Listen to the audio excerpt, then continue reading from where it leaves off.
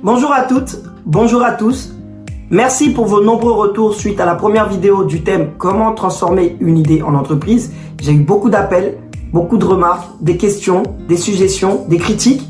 Ça me permet d'améliorer la teneur de mes vidéos et je tenais sincèrement à vous dire merci pour ça. J'ai eu une question sur la différenciation.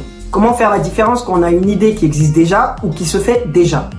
Je ne l'ai pas abordé dans la première vidéo parce que j'ai essayé d'être le plus clair, concis et le plus simple possible pour être accessible au plus grand nombre et pour être compris par tous. J'ai aussi eu une seconde question sur les difficultés que j'ai rencontrées lorsque j'ai créé mes entreprises. Prenons l'exemple de ce projet MAAC. J'ai eu l'idée en début de confinement. L'idée était de partager mon expérience pour inciter et encourager des jeunes qui hésitent à entreprendre, ou des moins jeunes d'ailleurs. Alors là, le truc c'est que je n'avais jamais fait de vidéo. Donc la première des choses, c'est que je suis allé regarder sur YouTube ce qui se faisait. Donc j'ai regardé des personnes connues qui font des vidéos généralement, comment ils cadraient leurs vidéos, quelle posture ils avaient, comment ils parlaient, et j'ai appris. Donc je me suis inspiré de personnes expérimentées dans le domaine. Une astuce, il faut toujours vous appuyer sur vos ressources. Donc c'est un élément que je vais développer dans la suite des étapes. Mais la première des choses à savoir, c'est qu'il faut vous appuyer sur vos compétences. Ça vous empêchera de dépenser ou d'avoir des charges dès le départ. Et donc vous regardez ce que vous savez faire et aussi ce que vous ne savez pas faire.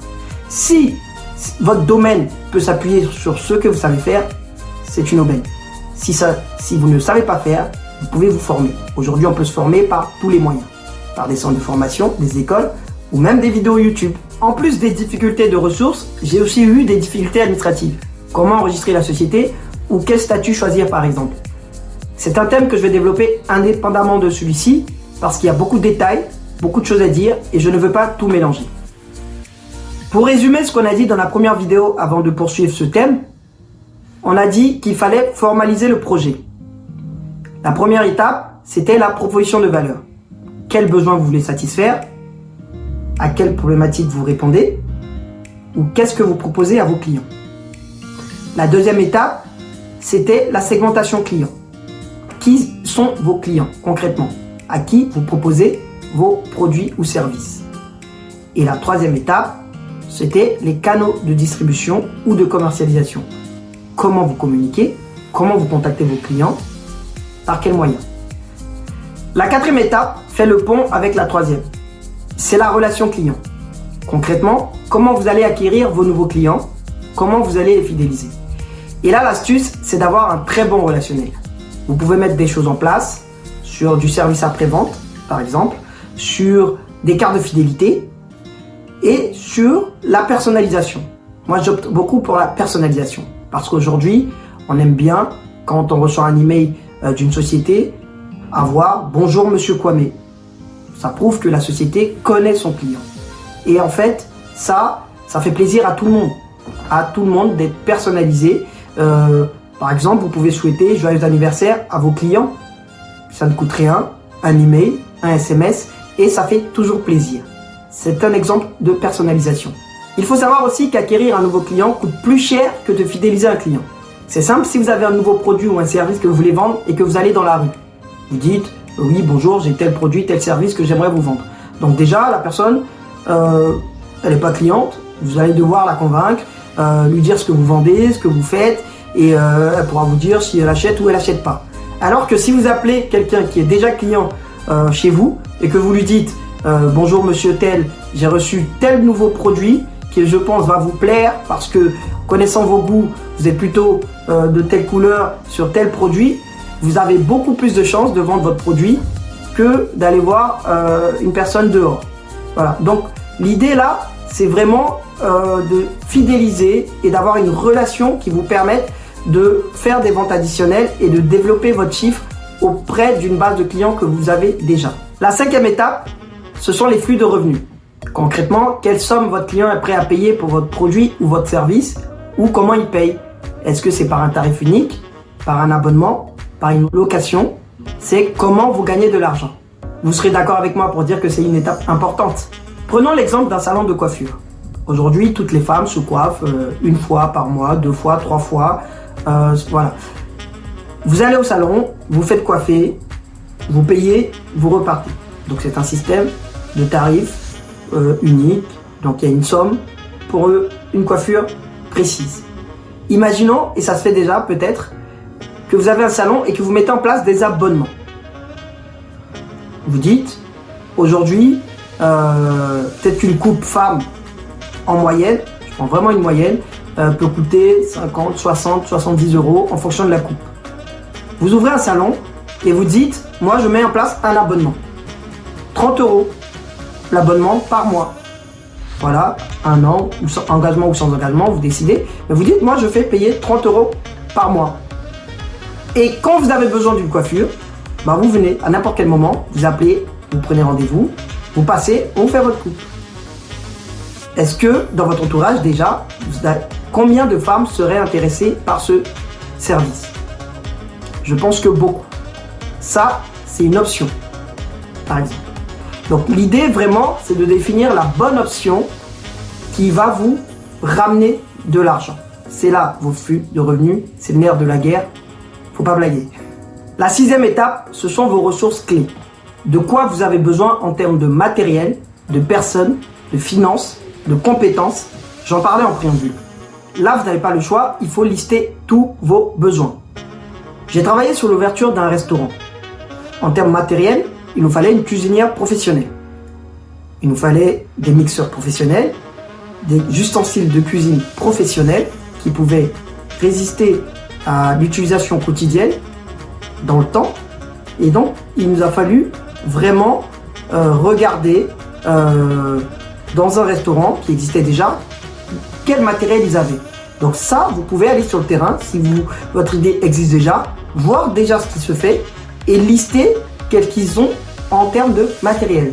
Si vous avez besoin d'un ordinateur pour votre bureau, vous le notez. Si vous avez besoin d'un téléphone pour appeler vos clients, vous le notez. C'est vraiment de quoi vous avez besoin pour votre activité. En termes de personnes, je disais, si vous démarrez et qu'il vous faut une personne, 2 personnes, il faut le noter. En termes de compétences aussi, qu'est-ce que vous savez faire? Je l'ai déjà dit, le plus important, c'est de vous appuyer sur ce que vous pouvez faire vous. On avait aussi besoin de personnes qui savaient cuisiner, parce qu'il nous fallait un chef, et on n'avait pas cette compétence-là. On a dû donc recruter quelqu'un qui savait faire de la cuisine africaine, puisque c'était un restaurant africain. On avait aussi besoin de serveurs qui avaient un bon relationnel, qui savaient sourire, accueillir des clients, et aussi de finances. Donc l'astuce, parce que c'est aussi une question que j'ai eue, et j'ai souvent ces questions-là, c'est où trouver les finances. Aujourd'hui, vous n'avez pas, mais vraiment, réellement, pas besoin d'avoir une très grosse somme soi-même, je parle, pour démarrer un projet. Tout dépend du projet que vous voulez lancer, mais vous avez aujourd'hui une multitude de possibilités de financement. La première, c'est déjà votre entourage personnel. Vous pouvez, si vous êtes convaincu par votre projet, convaincre des personnes de votre entourage pour vous aider financièrement à investir dans le projet. Vous avez aussi des possibilités de prêts bancaires à taux zéro pour certaines régions. Vous avez des aides régionales. Vous avez une multitude d'aides financières pour vous permettre de vous lancer. Et réellement, ce n'est vraiment, mais vraiment pas un problème. Parce que beaucoup de personnes s'arrêtent aux finances, mais ce n'est vraiment pas un problème. Pour résumer, vos ressources clés peuvent être matérielles, financières, humaines, voire spirituelles. Parce qu'il faut croire en son projet. Et si vous êtes le premier à croire en votre projet, vous n'aurez pas de mal à le faire croire aux autres. Nous en sommes à la 7e étape, ce sont les activités clés. Quelles sont les activités principales qui vous permettent de délivrer votre proposition de valeur avec excellence?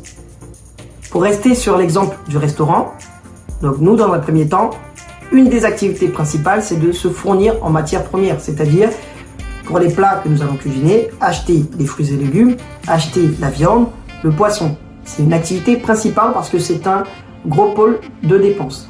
C'est une grosse charge.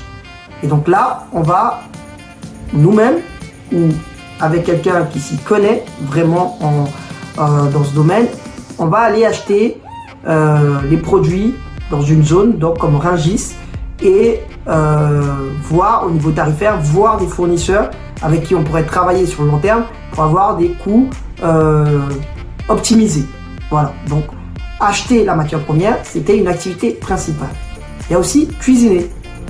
Je donnais un exemple tout à l'heure, nous ne sommes pas chef cuistot, donc on a dû embaucher un chef pour cuisiner. Parce que les gens viennent manger dans un restaurant, ils s'attendent à avoir de bons plats, bien cuisinés. C'est une activité principale. Il y a aussi accueillir et servir. Parce que si vous allez manger dans un restaurant, s'il est bon et que vous tombez devant des serveurs, des serveuses qui ne sourient pas, qui tirent la gueule, qui vous parlent mal, je ne crois pas que vous retournerez dans ce restaurant. Donc c'est aussi une activité principale, c'est de savoir accueillir les clients, savoir les mettre à l'aise et savoir vraiment discuter, être en empathie avec eux pour les fidéliser. Voilà. Donc la 7e étape, c'est vraiment quelles sont les principales activités qui sont indispensables pour délivrer votre promesse. Nous arrivons presque à la fin de nos 9 étapes, nous en sommes déjà à la 8e. Ce sont les partenaires clés. Par exemple, pour ce projet MAAC, si je n'avais pas Ange et Raïssa à mes côtés, je n'aurais pas pu vous délivrer ces vidéos. Ou en tout cas, j'aurais dû me former encore plus longtemps dans le montage vidéo et j'aurais proposé ça peut-être l'année prochaine. Ce sont les personnes, les partenaires, les organismes qui vont vous permettre de délivrer votre proposition de valeur. Je reviens à la logistique pour exemple. Nous proposons une solution de transport par véhicule à des donneurs d'ordre. Mais nous ne sommes pas une concession ni un constructeur automobile. On va donc travailler avec des organismes de location ou de vente de véhicules de moins de 3,5 tonnes. Il y en a plein, je ne vais pas les citer, mais ce sont des personnes qui vont être des partenaires clés pour notre business, sans quoi nous ne pourrions travailler. C'est un exemple. Pour la restauration, vous parlez de Rungis, effectivement, on va avoir des fournisseurs en matière première qui vont nous permettre de cuisiner. Tout simplement. Ça va être aussi des partenaires clés. Ça peut être la banque, par exemple, qui vous finance votre projet au départ. Et vous avez une multitude comme ça de partenaires clés qui sont importants pour votre business. Nous sommes enfin à la dernière étape. La 9e, c'est la structure des coûts. Une étape très importante. Quoiqu'elles sont toutes importantes, ben c'est un peu comme les flux de revenus, il ne faut pas se louper. Là, il faut lister tous vos coûts. Donc, ça peut être salaire, loyer, véhicule, tout les pôles où vous êtes amené à dépenser pour votre business. Vous pouvez avoir des coûts fixes ou des coûts variables. Mais il faut vraiment tout noter. Jusqu'au ticket de train, si vous devez prendre le train pour aller voir des clients, vous devez le noter. Ça va être très important parce que ça va vous permettre de savoir si votre projet est rentable ou pas. Voilà, nous venons de voir ensemble les 9 étapes pour transformer une idée en entreprise. C'est ce qu'on appelle couramment en école un business model, un modèle économique. Si vous le formalisez et que vous arrivez à l'écrire sous forme de tableau comme ici, c'est un document qui peut vous servir comme base avec le business plan pour des partenaires financiers ou même pour la banque. Merci d'avoir suivi ces vidéos. J'espère qu'elles vous ont plu et qu'elles vous serviront pour transformer vos idées en entreprise. N'hésitez pas à laisser en commentaire vos questions ou vos suggestions. Moi, je vous dis à bientôt pour un prochain numéro où on parlera des statuts juridiques. D'ici là, portez-vous bien. Merci, au revoir.